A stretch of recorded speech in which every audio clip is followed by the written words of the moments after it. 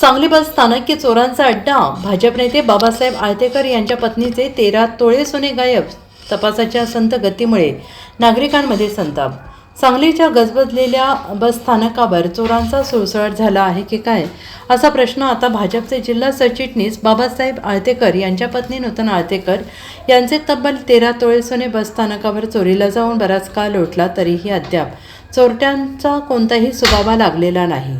नूतन आळतेकर या इस्लामपूर येथील लग्नकार्य आटोपून सांगलीत परतत होत्या. लग्न सराईची गर्दी आणि प्रवाशांची लगबग याचा फायदा घेत अज्ञात चोरट्याने त्यांच्या पिशवीवर डल्ला मारला. या घटनेनंतर सांगली शहर पोलीस ठाण्यात गुन्हा दाखल करण्यात आलेला आहे.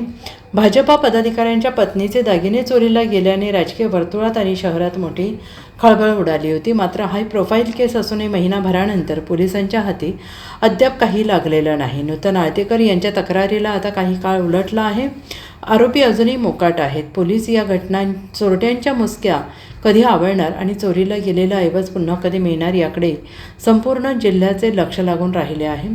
सांगली बस स्थानकावर CCTV यंत्रणा आहे की नाही, पोलिसांची गस्त कुठे आहे, सामान्य महिलेने प्रवासात सुरक्षित राहायचे कसे, असा सवाल त्यांनी संतप्त नागरिक विचारत आहेत.